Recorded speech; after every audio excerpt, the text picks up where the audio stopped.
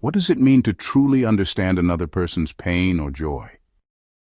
Is empathy simply a fleeting emotional response, or is it rooted in something deeper, woven into the very structure of our brains and the rituals of our daily lives? And what happens when this capacity to connect transcends individual relationships, reaching into the realm of the sacred, where the boundaries between self and other seem to dissolve entirely? These questions define the field of neurotheology. Sitting at the intersection of neuroscience and spirituality, neurotheology is the study of how our brains engage with religious and spiritual experiences. Neurotheology invites us to consider not only how we process thoughts about the divine, but also how our neural architecture shapes our moral decisions, our social bonds, and our capacity for compassion. It asks, are the feelings of unity experienced in prayer, meditation, or mystical states just neural phenomena, or do they reveal something more profound about the human condition? Today, we'll explore the intricate pathways that connect empathy, morality, and transcendence. We'll examine how certain brain regions help us step into the shoes of others, how our cognitive processes mediate these experiences, and how social interactions reinforce them. But beyond the science lies a deeper question. Is empathy merely a byproduct of our biological wiring, or does it point to a more profound, perhaps even spiritual truth about our interconnectedness? Imagine a scenario where you witness someone in distress, a friend grappling with loss, a stranger in pain, and almost instantaneously, your brain reacts. This immediate neural response is the work of systems such as mirror neurons, which fire in a way that mirrors the observed emotions of others.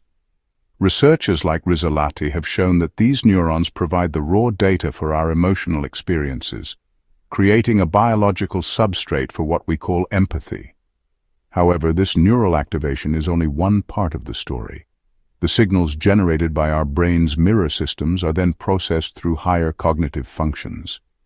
Think of this as the brain interpreting these signals, translating the raw activity into a coherent awareness of another's emotional state, a process that has been illuminated by the work of scientists such as Singer, who demonstrated how the anterior insula and anterior cingulate cortex help us become consciously aware of these feelings.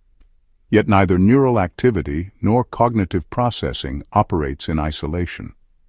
Our everyday social practices, whether in the form of communal gatherings, rituals, or even informal conversations, play a crucial role in reinforcing and refining these neural pathways. When we engage in practices like meditation, prayer, or other community rituals, we are not merely participating in a social event. We are actively reinforcing the circuits in our brain that enable us to feel and interpret the emotions of others. If we were to remove any one of these three elements, the neural substrate, the cognitive processing, or the social reinforcement, the entire system of effective empathy would begin to unravel. The raw neural data would remain uninterpreted, cognitive awareness would lack the material to work on, and without the continuous feedback from social practice, the capacity for empathetic connection would diminish. This interdependency illustrates that the integration of neurological, cognitive, and social dimensions is not optional. It is the very foundation upon which a robust and meaningful empathy is built. At the heart of our ability to understand others lies a remarkable brain region known as the temporoparietal junction, or TPJ. This area serves as the critical crossroads where the differentiation between self and other begins. Imagine standing in front of a mirror that not only reflects your image, but also allows you to see yourself from another's perspective. Studies employing functional magnetic resonance imaging have revealed that the TPJ lights up when individuals engage in tasks that require them to step outside their own viewpoint, effectively bridging the gap between personal experience and external observation. Researchers like Rebecca Sachs have demonstrated that when the TPJ is disrupted, our capacity for perspective-taking falters, underscoring its importance in the tapestry of empathy. But the TPJ does more than just separate self from other.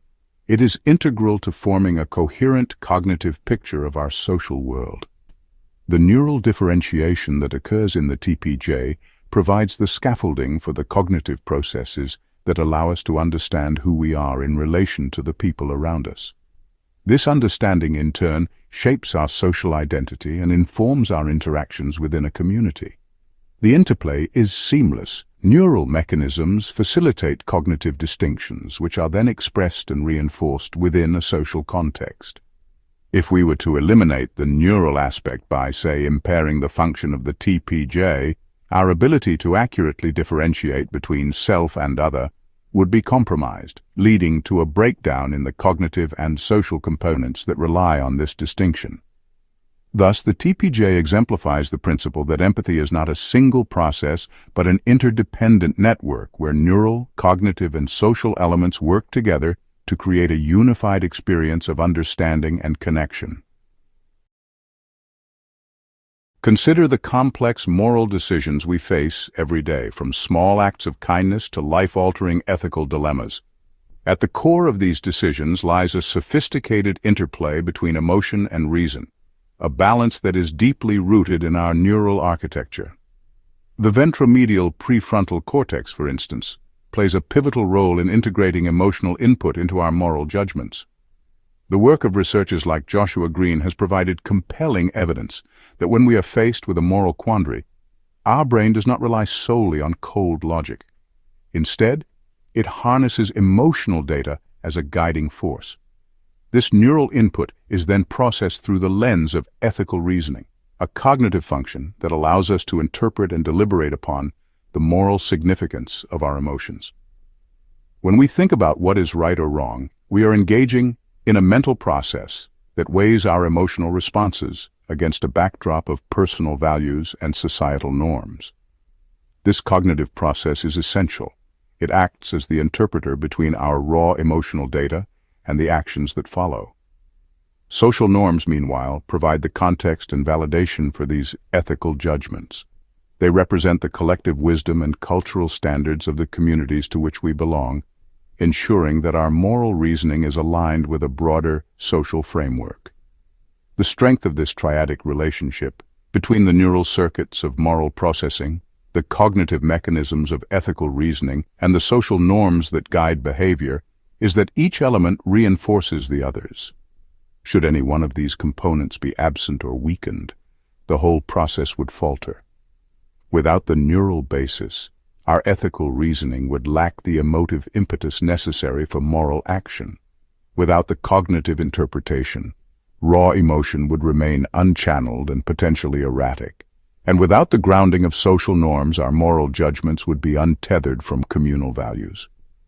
This interdependency ensures that our capacity for compassionate moral reasoning is a truly integrated phenomenon, with each element playing an indispensable role in the creation of a cohesive moral framework. Our brains are not static entities. They are living, evolving structures capable of remarkable transformation. This dynamic quality, known as neuroplasticity, is at the heart of how empathy can be cultivated and sustained over time. Scientific research has shown that with repeated practice, such as mindfulness meditation or compassion training, the brain undergoes measurable changes. These changes are not confined to abstract neural maps.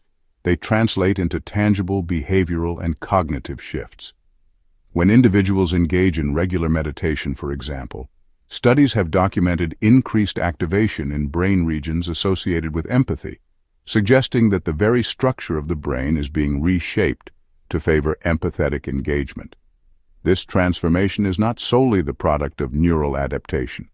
It is intimately tied to the development of cognitive habits that align with empathetic behavior. Over time, the deliberate practice of empathy becomes internalized, forming new pathways that facilitate more automatic and instinctive responses. This cognitive habit formation is crucial. It represents the brain's ability to embed empathetic responses into its everyday functioning, making compassion a default rather than an occasional act.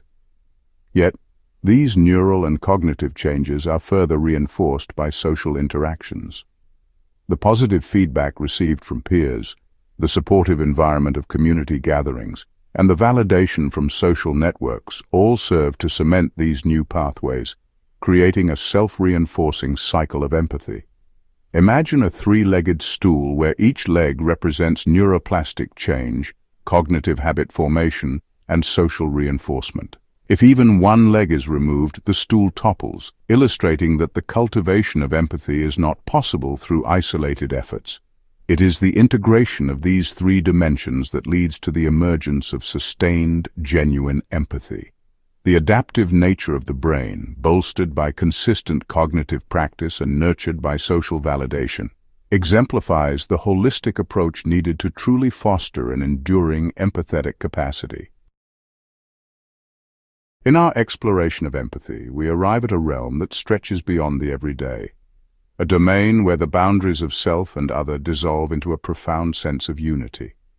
This is the space of transcendence and mystical experience, where altered neural states open a window into a reality that is both deeply personal and universally interconnected. During intense meditative or mystical experiences, the brain exhibits unique patterns of activity, such as a reduction in parietal lobe function, which correlates with a diminished sense of individual self. This neural alteration paves the way for transcendent cognition, where the usual distinctions between the self and the rest of the world begin to blur. The insights offered by neurotheologians like Andrew Newberg help us understand how these altered states are not mere anomalies, but rather integral parts of the human capacity for empathy. When the neural basis shifts, it allows for a cognitive reinterpretation of experience, one that emphasizes interconnectedness and shared identity. This cognitive transformation is often experienced as a profound unification, where the boundaries of personal identity expand to include a broader communal or even universal perspective. Such experiences are rarely solitary. They are frequently embedded within a social context, where communal practices like group meditation, ritual, or worship serve to amplify and sustain this feeling of oneness. In this triadic model of altered neural states, transcendent cognition, and communal unity, each element is essential. The altered neural state provides the physiological groundwork for the experience. Transcendent cognition offers the interpretative framework that redefines our understanding of self, and communal practices supply the social reinforcement that validates and deepens the experience. Removing any one of these elements would not only diminish the intensity of the mystical experience, but would also strip it of the holistic integration that makes it profoundly transformative.